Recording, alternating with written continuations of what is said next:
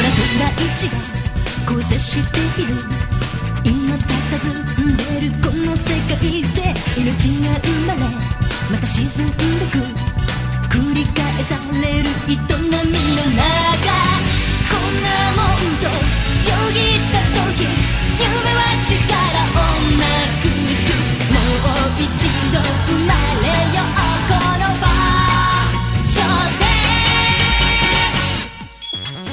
世紀のその奥で夢が息づいて重なる力を信じて世紀のその奥に闇が潜んでいる見極めろ全てを振り上げた勇気は切り裂くためじゃない引き合う絆で呼び覚ませ鮮やかに Let there be light We fight our soul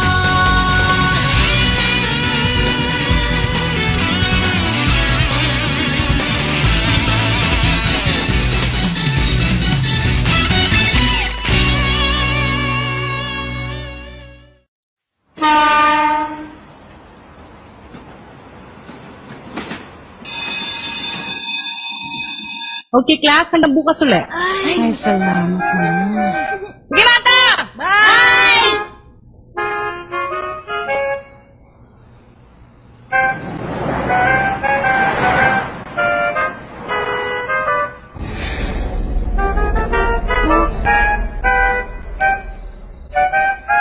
Sino kaya yun? Parang mayroong nakatayo doon.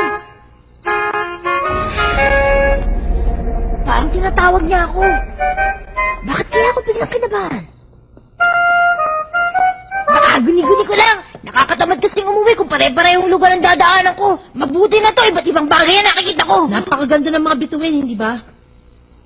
Bituin?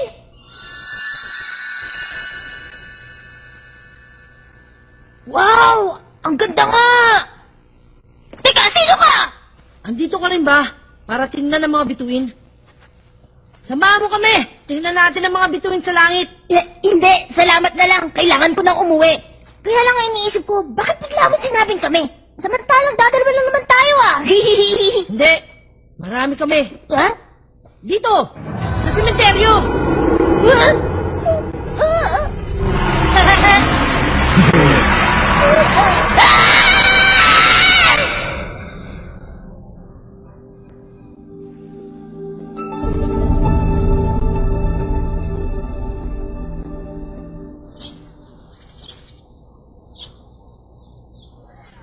Multo?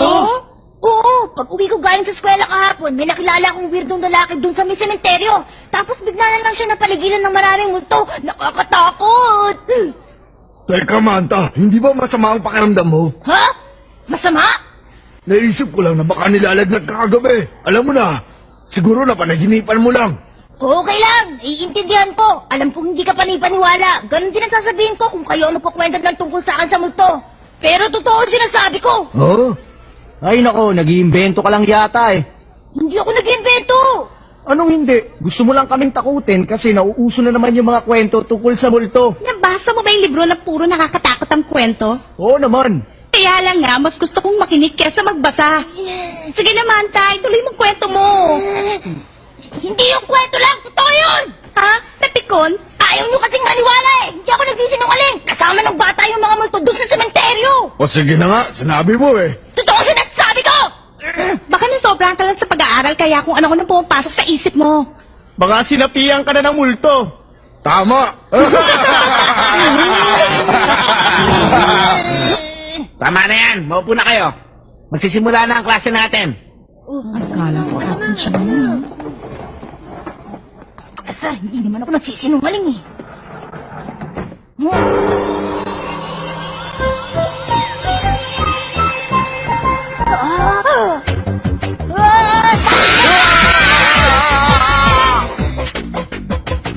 Ha? Bakit, Manta? Magkakilala ba kayong dalawa? Hindi po. Sorry. Pwede ba? Maupo ka na. Opo.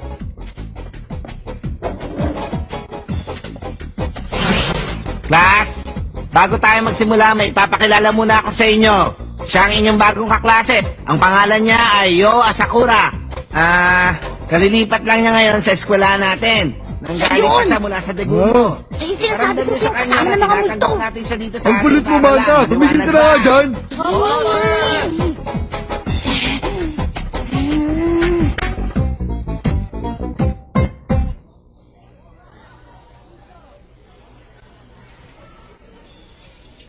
Excuse me.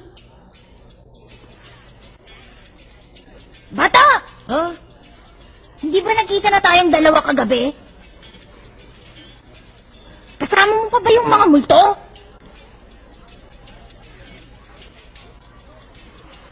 Ano bang multo yung sinasabi mo? Ah! Tama ako na sobrang kala ng pag-aaral kagabi, Manta. Sinapian talaga siya ng masamang espiritu. Oo nga!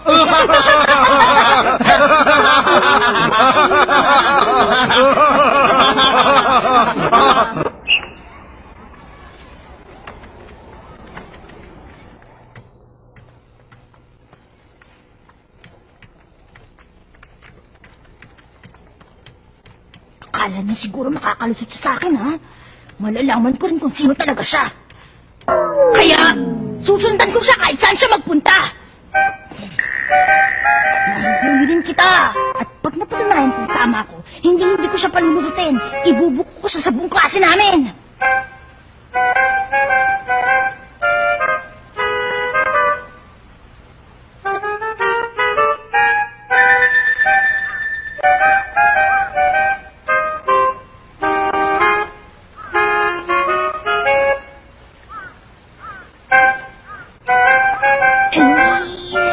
Utang na loob naman. Hanggang kailan ka ba titingin sa ilog na yan? 3 oras na ako nakatayo sa poste na to. Ano ba? Namumuti na ang mata ko sa kakahantay. Kumilos ka na!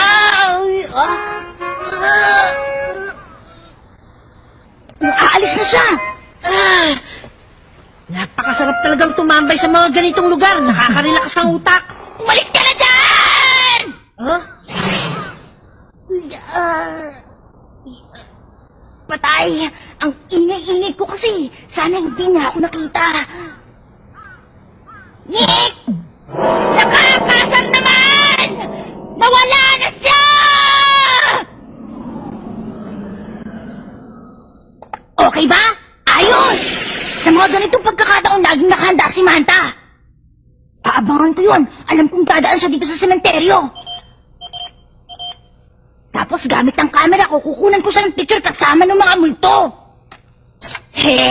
Mamaya lang may ebidensya na ako may ipapakita. Ano ba mo? Totoo ba yung sinasabi mo? Ang totoo kasi niyan, boss, hindi naman talaga namin nakita. Oo nga, boss. Baka chismis lang yun at gusto nila guluhin ang samahan natin. Ang sabi niyo may taong pumupunta dito sa lugar na pinagtatambayan natin? Kahit na chismis lang yun, hindi ko pa rin gusto. Nakaka-insulto yun sa aking reputasyon. Hindi pwede yun! Hanapin niyo siya.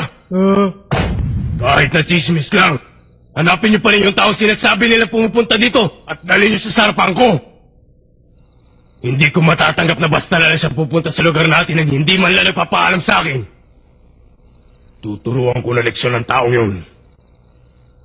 Makikita niya ang bangisang espadang kahoy ni Ryu. Boss? Teka, Boss Ryu. Ano bang problema mo, Boy? Bakit bigla ka namutla dyan? Boss Ryu, yan kasi tinatayuan niyo. Ha? Ano ngayon kung nakatayo ko dito? Boss Ryu, nakatayo ka sa lapid ni Amidamaru. Amidamaru? Sino ba yung taong yun? Hindi niyo alam? Kilala siya sa lugar na to. Isa siyang tanyag na samurai na nabuhay 600 taon na ang nakakaraan. Isa siyang napakalakas na mandirigma at marami na rin siyang taong pinaslang kaya lahat ng tao sa kanya takot. Marami ng dugo ang dumaloy sa talim na kanyang espada. Nang mamatay siya, ginawa ng mga tao ang lapid lang yan para maalis ang galit niya at manahimik na siya sa ibang mundo. Ano ngayon? Boss, huwag mong sabihin yan. Baka dahil sa ginawa mo, bumalik ang sumpa ni Amidamaru sa atin. Hindi ako natatakot. Sa kahit anong sumpa!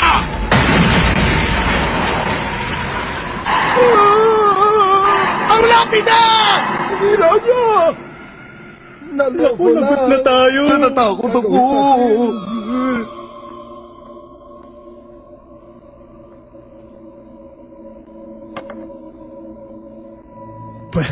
Kalokohan. Matagal lang patay at sinasabi niya si Amidamaru. Maski abo pa niya, hindi na makakapuwing sa atin. Ang lalaki ng mga katawan niya, natatakot kay sumulto. Ako lang ang dapat ninyong katakutan pag binato ko tong lapid na sa mukha niyo. Napakadelikado pala ng mga taong yan. Makauwi na nga.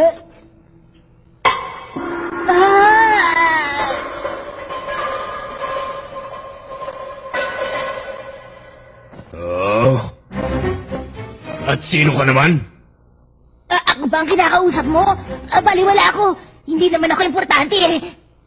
Napadaan lang ako kasi pauwi na ako sa amin. Pasensya na ako na isorbo ko kayo, ha?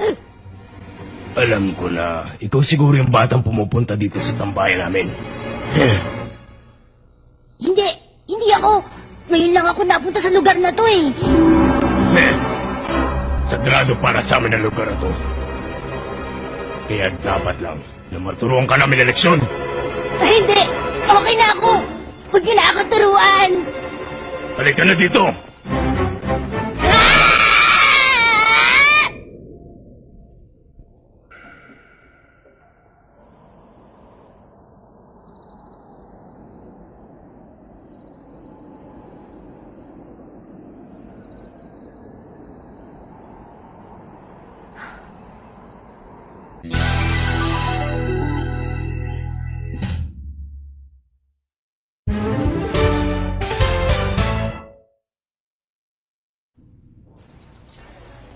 Manta!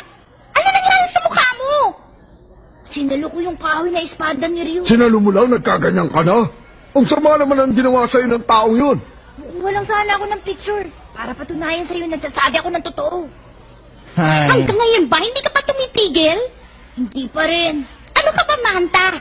Ang gusto mo yata rin, maging multo ka na rin.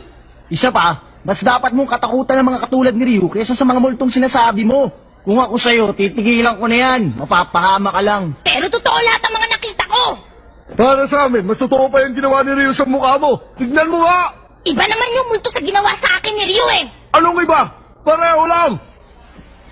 Pwede ba? Tapusin mo na yung kalokohan mo, Manta. Hindi kalokohan yun. Dahil kitang-kita ko. Nakita ng dalawang mata ko! Manta, kahit kailan, hindi ako nagsinungaling. Totoo, ang nakita ko. Oo, totoong nakita mo. Ha?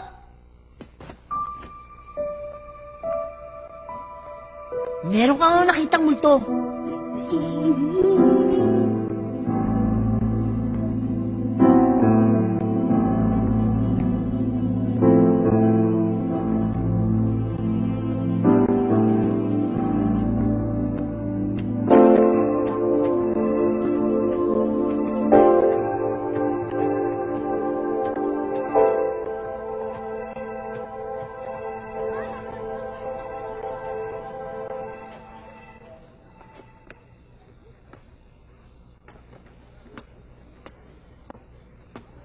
Narinig ko mula sa mga kaibigan ko sa sementeryo ang nangyari sa'yo. Hindi ko alam ang sinasabi mo.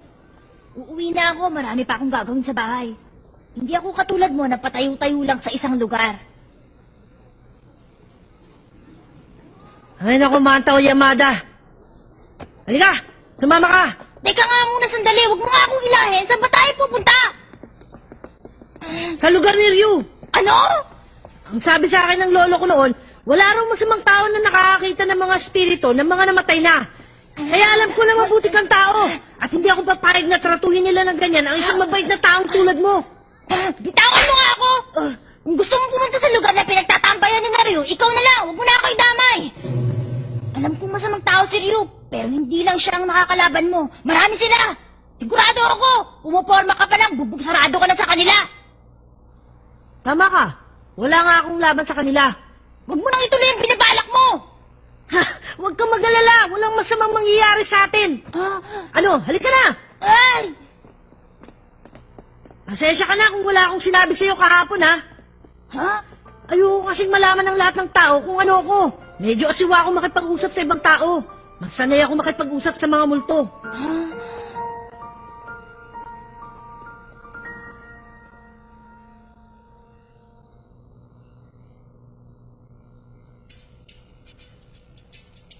Excuse me?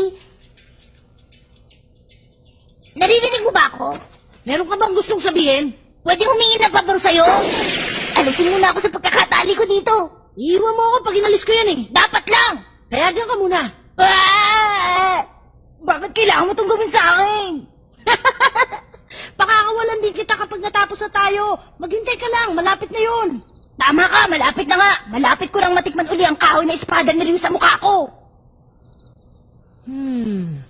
Paano ba to? Panoorin mo ako. Huh? Gusto kong ipakita sa'yo kung ano ako talaga.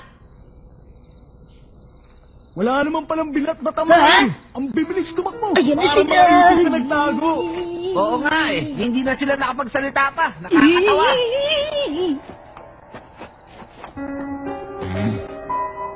May tao. Sino ka?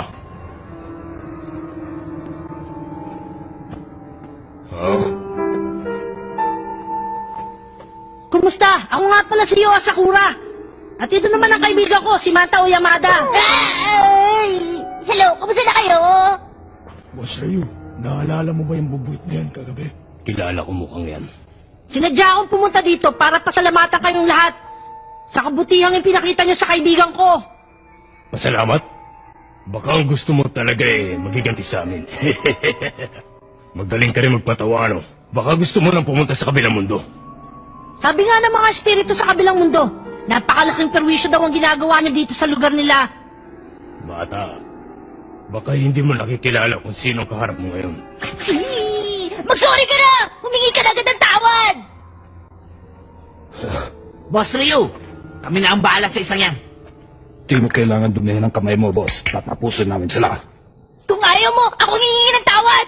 Hindi ba sinabi ko sa'yo, relax ka lang? Hindi mo kaya na nag-iisa! Hindi ako nag-iisa. Maraming salamat at binigyan mo ako ng pagkakataon may tama ang pang-insultong nagawa sa akin. Pang-insulto? Sino kaya yun?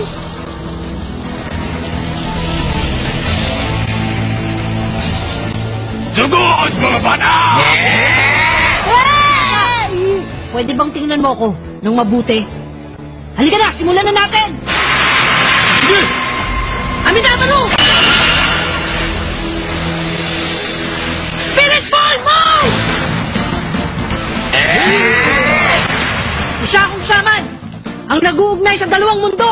Ha? Isang shaman? Ito na! Spirit Fusion! Pumasok ang espiritu ni Amidamaru sa kanya!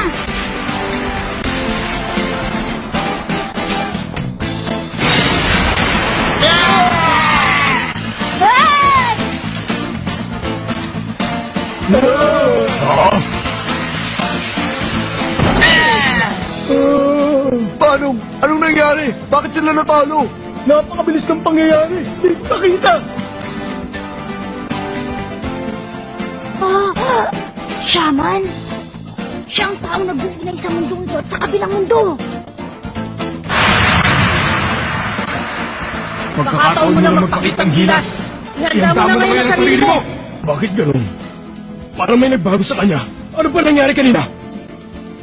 Anong problema mo? Huwag mo sabihin na natatakot ka na sa espada ko. Kumilos ka na! Aba! Mayabang ka! Hindi mo kahit talunin! Ah! Ah! Biglan ako na! Oh, sumusugod na siya! Ah!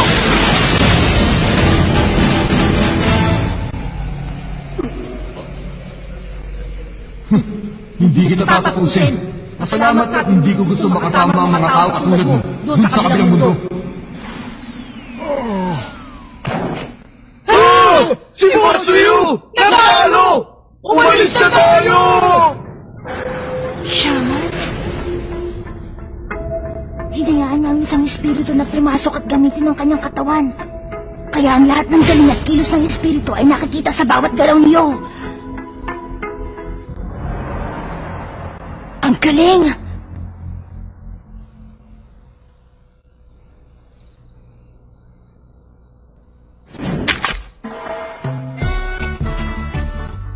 O yan! Ayos na! Sigurado ka? Hindi ba parang medyo tabii pa rin tong lapida? Tabi nga! Pero hindi na magre-reklamo yan! Hindi ka ba natakot? Saan naman ako matatakot?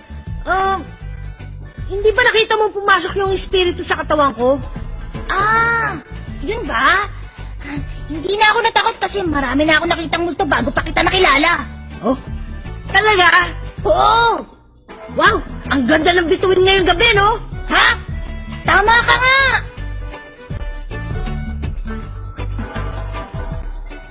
Shaman, ang taong nag-uugnay sa ating mundo at sa kabilang mundo. Noong araw din yun, nagsimula ang pakikipagsapalaran namin iyo sa mundo ng mga espiritu.